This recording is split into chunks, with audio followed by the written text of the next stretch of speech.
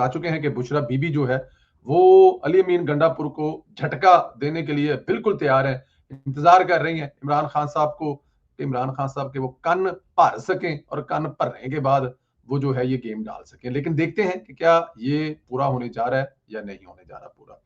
अभी उसके बाद और कौन झटके देने के लिए तैयारी कर रहा है? अली अमीन गंडापुर को सिर्फ बुशरा बीबी ही वजारत आला से फारिग नहीं करना चाहती, मुझे लगता है कि रियासत भी उनको बता रही है कि इजी होके आना है, ज्यादा बहन फनकारियां नहीं करनी है, थोड़ा जा हाथ हल्का रखना है। अली अमीन गंडापुर के खिलाफ गैर कानूनी असला और शराब बरामदी केस में अदालत ने मुसलसल अदम पेशी पर पुलिस को अली अमीन गंडापुर को गिरफ्तार करके पेश करने का हुक्म दिया है। दूसरी तरफ गंडापुर को ओहदे से हटाने वाली पेशरफ्त पर मेरी इतलात ये है कि उन्हें हटाया नहीं जा सकेगा।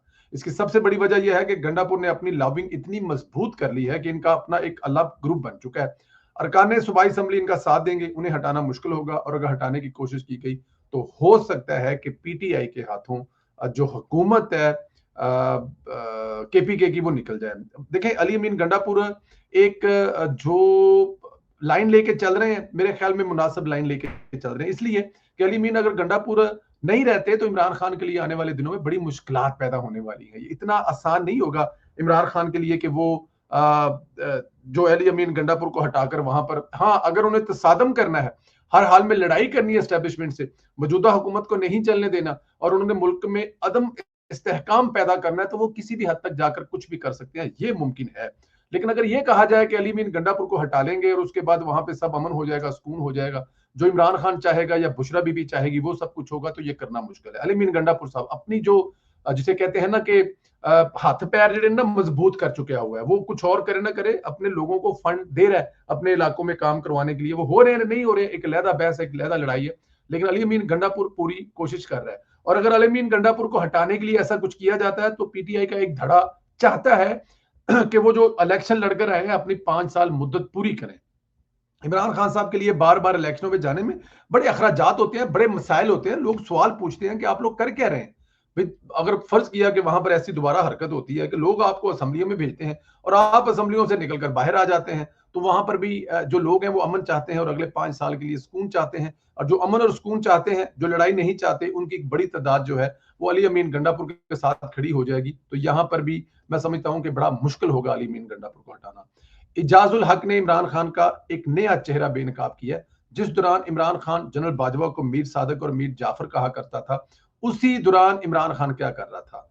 गद्दार कह रहा था, बिल्कुल एन उस वक्त जनरल बाजवा से मुलाकातें भी तय कर रहा था। इजाजुल हक ने इंकशाफ किया है कि इमरान खान की जनरल बाजवा से एक और मुलाकात तय हो गई थी। शायद कोई रास्ता निकल आता या कोई रास्ता निकाल लिया जाता, लेकिन इमरान खान पर वजीराबाद में हमला हो गया। सवाल यह है कि जब ये बुरी तरह जनरल बाजवा के खिलाफ बयानियां बना रहा था, तो फिर साथ में मुलाकातें कैसे हो रही थी? मैं अक्सर कहता हूं कि इमरान खान को हीरो बनाने में उस वक्त की जो एस्टेब्लिशमेंट थी ना, उसका दरमियानी वाला जो रवैया था, वो हीरो बनाने के लिए इमरान खान को था। या तो इमरान खान को मुकम्मल शटअप की कॉल दी जाती, जो कि दी जा सकती थी, कोई बड़ी बात नहीं थी, या फिर इमरान खान को ऑन किया जाता। अब इमरान खान को ऑन नहीं किया जा रहा था, उधर इमरान खान को भी लारा लगाया हुआ था कि ठीक हो जाएगा, कोई गल नहीं, ये भी हो गया, तुम्हें मतलब कि 2 4 6 महीने में इस तरह का माहौल क्रिएट करो, क्योंकि इस वक्त हवा तुम्हारे खिलाफ हो गई थी, लोग तुम्हें गालियां निकाल रहे थे, महंगाई तुमसे कंट्रोल नहीं हो रही थी, बहुत सारे मसाइल हो रहे थे। तो इमरान खान को भी एक साइड पे ये कहा जा रहा था, ये सब कुछ चीजें की जा रही थी, और दूसरी साइड पे इमरान खान को पीडीएम वाली हुकूमत जो उनको साथ भी पिंगे बढ़ाई जा रही थी। तो जो वहां पर जनरल बाजवा क्या कर रहे थे ये तो नजर आ रहा है, लेकिन जनरल बाजवा और फौज के खिलाफ जो इमरान खान की कंपेन थी वो बड़ी शक की निगाह से देखी जाती है कि क्या इमरान खान खुद अपने तौर पे कर रहा था। जनरल फैज वाली स्टोरी तो हमारे पास है, पर मुझे किसी जगह पे जनरल बाजवा साहब जो है वो भी इस पूरी स्टोरी में ऑन बोर्ड इमरान खान साहब के साथ नजर आते थे। शायद यही वजह थी कि अलवी साहब के ऑफिस में या अलवी साहब के घर में छुप छुपा के मुलाकातें होती थी जनरल बाजवा की और इमरान खान की। बहुत सारी दूसरी मुलाकातों के बारे में भी कहा जाता है, एन मुमकिन इमरान खान साहब कुछ ऐसी जगह पे आते जाते हों जहां पर कोई और ना हो जनरल बाजवा के साथ। तो ये चलता रहा है।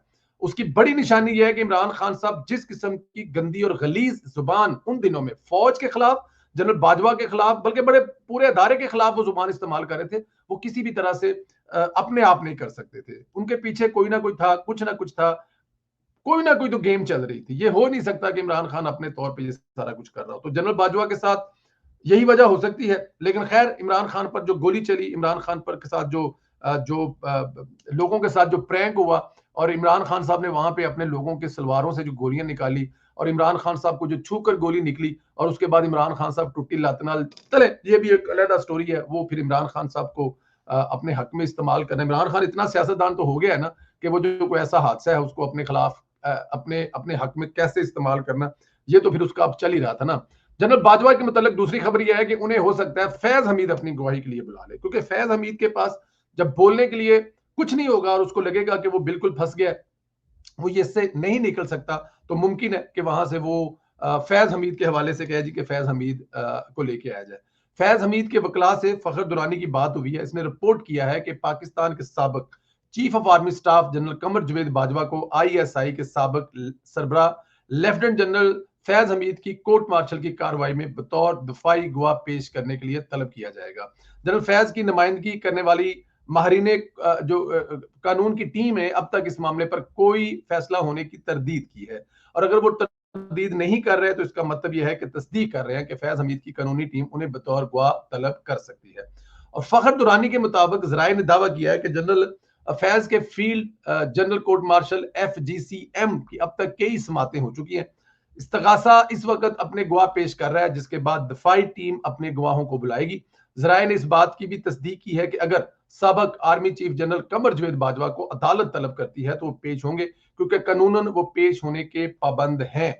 अच्छा ये देखें, ये बड़ी अहम चीज है। जनरल फैज ऐसा क्यों कर सकते हैं? जनरल फैज इसलिए ऐसा करेंगे कि जब उनको लगेगा कि निकलने का कोई रास्ता नहीं है, मैं हर तरफ से फंस रहा हूं, तो कम अज कम वो ये कह सकते हैं कि ये सब कुछ मैं खुद नहीं कर रहा था, मैं हुकूमत का मुलाजम था, वजीर आजम के मैं अंडर था, और मैं जो कर रहा था अपने आर्मी चीफ को बताकर और अपने वजीर आजम के हुक्म पर कर रहा था। और एक मुलाजम जो है सरकारी, उसका ये उसके मेरे ख्याल में लिखा हुआ है कि भाईजान आपने जो आपका बॉस हुक्म देगा उसके अंडर करना है। लेकिन उसमें क्या होता है, मैं एक वाकया सुनाता हूं आपको। हमारे कॉलेज में अल्लाह, क्योंकि अब इस बात को भी 30 साल हो गए हैं तो कोई मतलब उसमें कोई हर्ज नहीं है। एमए कॉलेज में हम लोग पढ़ते थे, तो वहां पर जो है ना वो बहुत ज्यादा मतलब कि उस दौर में अगर कुछ लोग जानते होंगे तो एक दफा फंक्शन होना था। तो फंक्शन पे जो प्रिंसिपल थे वो अभी तक हयात हैं, जफर इकबाल चीमा साहब अमेरिका में रहते हैं। तो वो अब तो काफी बुजुर्ग हो गए होंगे, उस वक्त भी मेरे ख्याल में वो 50 प्लस होंगे, 55 प्लस होंगे। तो अब इस बात को भी 30 साल हो गए, तो वो कम अज कम 80 साल के होंगे, अल्लाह उनको जिंदगी सेहत दे। तो उन्होंने वहां पर एक जो है वो फंक्शन बहुत बड़ा कॉलेज में रखवा लिया।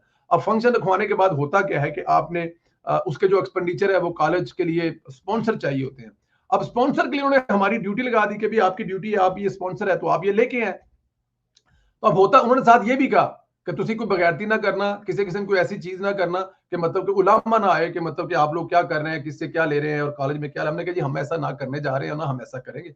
आप एक लेटर लिख के दें जिसपे ये लिखा हो कि कॉलेज में फंक्शन हो रहा है और तमाम अदारे या मुख्तलिफ लोग जो है इस पे हिस्सा डालें। मैं कहा ये काम तो मैं नहीं करूंगा, तुम लोगों को मैं एक क्या उसे कहते हैं कि लिख के दे दूंगा। फिर हमने कहा जी कि ये अगर आप नहीं करेंगे तो हम लोगों से कैसे जा सकते हैं? अगर हम मुंह जुबानी किसी के पास जाएंगे तो वो फिर कॉलेज की रेपुटेशन, फिर स्टूडेंट, फिर गुंडागर्दी, 565 चीजें। मैं बता ये रहा हूं कि जनरल फैज के पास तो ऑलरेडी एक लीगल डॉक्यूमेंट है कि वो जनरल जो भी कर रहा है अपनी ड्यूटी पे कर रहा है और अपने बॉस को बता के कर रहा है, और उसके दरमियान में बहुत सारी चीजें हैं वो अंडरग्राउंड कर रहा होगा। हर चीज को शेल्टर होगा। जिस वो जगह पे, जिस वो ड्यूटी पर बैठा हुआ था वहां पे वो कुछ भी कर सकता था। तो इसलिए वो जनरल फैज को गवाही जनरल फैज जो है वो गवाही के लिए जनरल बाजवा को बुला सकते हैं। जनाब दसो इन्हों मैं जो किया ਤੁਹਾਡੇ हुक्म ते किया, ਤੁਹਾਡੇ हुक्म तो बगैर ना मैं सैनेट च बंदे पूरे किए, ਤੁਹਾਡੇ हुक्म तो बगैर ना मैं 2018 इलेक्शन च RTS बंद कराया, ਤੁਹਾਡੇ हुक्म तो बगैर ना मैं इमरान खान को हीरो बना के नवाज शरीफ जेल छुटिया, ਤੁਹਾਡੇ हुक्म तो बगैर मतलब क्या किया होगा? कुछ भी नहीं किया होगा उनके हुक्म के बगैर। तो मेरे ख्याल में ये गवाही के लिए आ सकता है। शेर अफजल मरवत ने एक और बहस छेड़ दी है। इसका कहना है कि वकीलों को सारी फीस गंडापुर ने अदा की है। मरवत का कहना है कि अली अमीन गंडापुर ने 3,500 कनाल जमीन बेचकर इमरान खान के वकला के वाजिबात अदा किए हैं। 3,500 कनाल में 1 अरब रुपए की जो बताई जा रही है फीस वो पेड की है। मरवत ये भी कह रहा है कि वकीलों की करोड़ों की फीसें गंडापुर ने अपनी जमीन बेचकर अदा की हैं। ये कितनी बड़ी बात है। अब जब गंडापुर अपनी जेब से वकीलों की फीसें अदा की हैं तो क्या वजीर आला के ओहदे से इतनी आसानी से हट जाएगा? बात तो ये है ना कि अगर अपनी जमीनें बेचकर वो इमरान खान की फीसें दे रहा है। वैसे तो मुझे इस बात पे यकीन नहीं है, क्योंकि माशाल्लाह जितनी बड़ी वहां पे दिहाड़ियां लगा रही हैं तो 1 अरब रुपए तो कोई बड़ी बात ही नहीं है। हुकूमत वजीर आला के लिए किसी भी महकमे से आगे पीछे करना, और वो कर भी रहा होगा और टकामे करके कर रहा होगा। दूसरी बात यह है कि अभी तो बुशरा बीबी ने चार्ज ये खुद ले लिया है, तो अब बुशरा बीबी कहां कहां से फीसों के पैसे निकालेगी केपीके की हुकूमत से, वो भी आपको पता है। लोगों से गुजारिश है कि चैनल को जरूर सब्सक्राइब करें, बेल आइकन को प्रेस करें, शेर अफजल जो मरवत कह रहा है, क्या आप इससे एग्री करते हैं? और इमरान खान साहब एक तरफ बाजवा पर और फौज पर जो तनकीद करता था, और दूसरी तरफ इमरान खान साहब जो हैं वो जिस तरह से हुकूमत चला रहे होते थे, वो सब आपके सामने है। और जिस तरह से वो गालियां निकाल रहे थे फौज को, इस पे भी कमेंट करें। अल्लाह ताला की ज़ात आप लोगों को अपने हिफ्ज़-ओ-मान में रखे। हमारी दुआएं आपके साथ हैं, हमेशा दुआ आपके साथ रहेंगी। खुश रहें, आबाद रहें। इंशाअल्लाह ताला शाम वाले प्रोग्राम में फिर आपसे मुलाकात होगी। इजाज़त दें। खुदा हाफ़िज़।